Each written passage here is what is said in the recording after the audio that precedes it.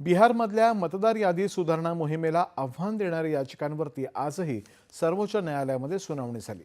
या प्रक्रियेमध्ये 65 लाख मतदारांची नावं गाळली गेली।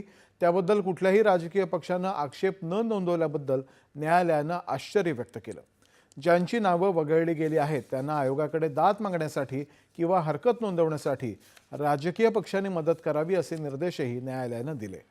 आधार कार्ड हा पुरावा आता मान्य केल्यामुळे ज्यांची नावं समाविष्ट झाली नाहीत ते आपल्या अर्जासोबत आधार कार्डची सत्यप्रत जोडू शकतात असंही न्यायालयानं म्हटलंय।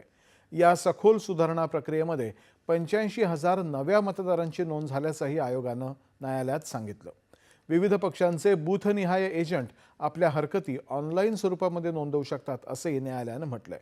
दरम्यान या आधीच्या सुनावणीमध्ये निवडणूक आयोगानं दाखल केलेल्या अहवालामध्ये याविषयी स्पष्टीकरण दिलं आहे।